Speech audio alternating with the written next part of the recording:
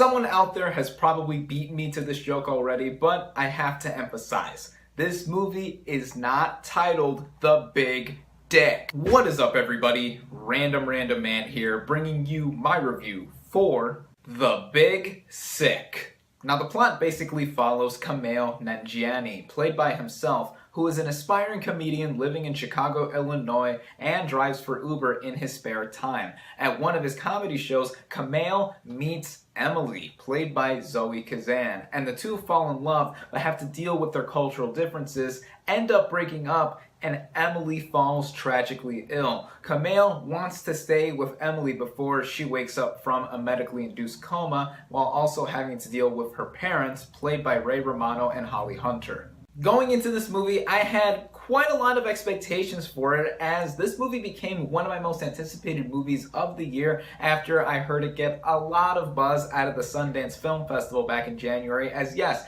this is another film from that festival that I have been very much looking forward to. Just from the cast and the concept, this looking like not a typical romantic comedy piqued my interest, and after opening and limited release a few weeks ago, this movie finally went nationwide this weekend, and I saw it at a local theater of mine.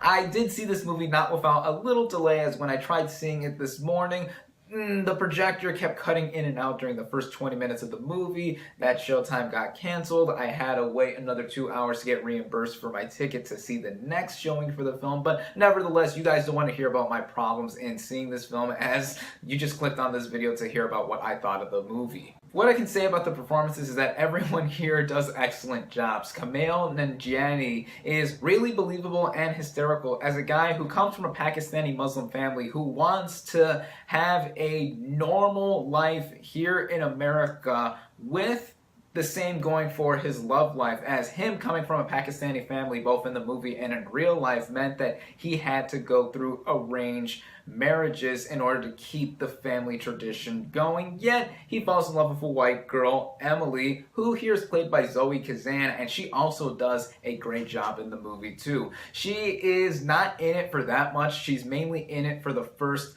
good chunk of the movie before the inevitable big sick happens, but I love the chemistry that she had between her and Kumail. The standouts in the movie to me, though, were Emily's parents, played by Ray Romano and Holly Hunter. Now, I've seen these two actors do great things in the past. It's been a while in particular for me to see Romano in anything major, but these two as Emily's parents were both really, really funny, but also really grounded in what they were supposed to be portraying, as they don't open up to Kumail initially. What with him being the ex-boyfriend of their daughter being in a medically induced coma, yeah, there's a lot to take in there, but I believed and understood how they felt, not just in being opposed to Kumail at first, but also with what they're going through and their daughter possibly not making it out and dying. That's basically the blunt truth of it all. But these two really carry the movie when they're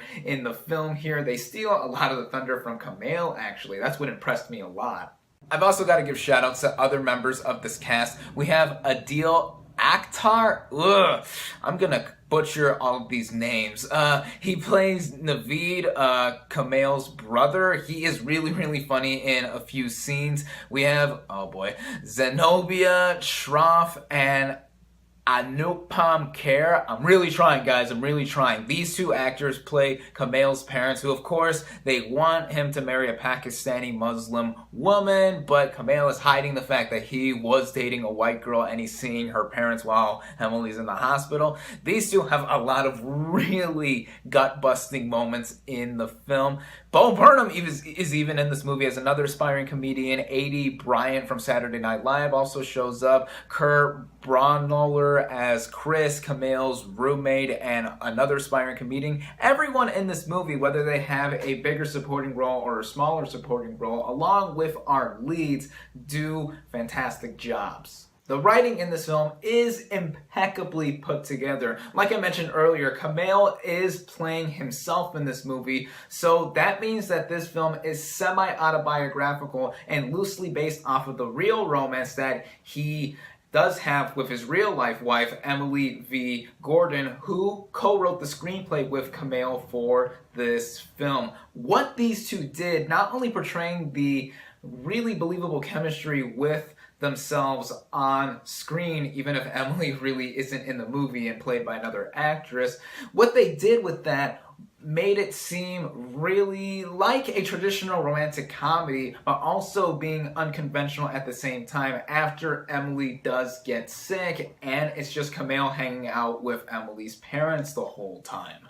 That makes this movie refreshingly different in its unorthodox structure in how it deals with itself being a rom-com, which I find very much original. Just throwing a curveball in a romance that was already supposedly done with Kumail and Emily breaking up at a certain point in the movie and then Emily getting sick just made the movie interesting within and of itself, and also Kumail dealing with Emily's parents with the hysterical antics that could be seen. But also this movie can be quite dramatic at times when Emily's condition is revealed more and more as the film goes on, what the state of her health is, and with these characters dealing with it all. That balance between comedy and drama being infused within the tone of this movie, working out, I appreciated a lot, as when the laughs do come, they hit hard and are effective, as what's the point of a comedy to make you laugh? And this movie is utterly hilarious. Like I mentioned before, I had a bit of trouble seeing this movie at first earlier today, so with my second attempt to see this movie, I had to sit through the first 20 minutes of the film again. But I didn't mind that, as at least my audience the second time around was more into this movie compared to my audience when before that Showtime got canceled, as they were all howling with laughter, as did I, as a reflection of how punchy this script is with delivering lots and lots of laughs. A lot of them do have to do with the cultural divides that Kumail and Emily do face and just with other situational humor at the same time. Then when the serious moments hit in parallel to the comedic moments, they were as well executed too. A lot of this has to be attributed to the superb direction from Michael Showalter in tandem with the writer's screenplay and keeping the focus on Kumail as a character, but also what he is dealing with in the overarching narrative. This film being loosely based off of true events, of course, I don't know how much of this really is accurate, as this movie is semi-autobiographical. I know that stuff like Uber not existing until a little after Kumail and Emily got married in real life is just a minor detail, and that really doesn't bother me as a whole. In fact, I don't think I have very many issues with this movie at all, as I was just yucking it up the entire way through. The only standout problem that I have with the film was with its pacing. This movie is mostly well-timed at about 2 hours, which I think is pretty long for a comedy, but I didn't care for the majority of it because I was just having a fun time. It wasn't until about the last 15 to 20 minutes or so that I did start to feel the movie drag. It happened after a specific point in the film, and then the movie was feeling like it was extensively trying to conclude itself in all areas. Yet I do feel that the final seconds of the movie were just perfect. All in all, this is just a fabulously put together comedy, and technical merits too. Yeah, this movie is well shot, well edited, and well composed with its score too, but that is not the main focus of why I love this movie. What I loved about the film was just its characters, the writing, in breaking some genre conventions with what it does in being a romantic comedy, its unconventional structure in how the main character goes about dealing with his own conflicts. It just made me really engrossed with this film, while also bringing in the laughs, me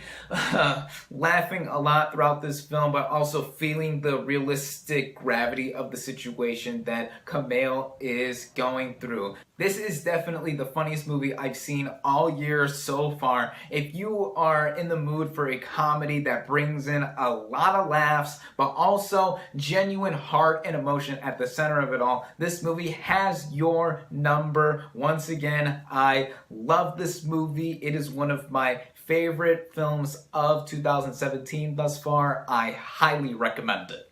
My final verdict for The Big Sick: is 4.5 out of 5 stars.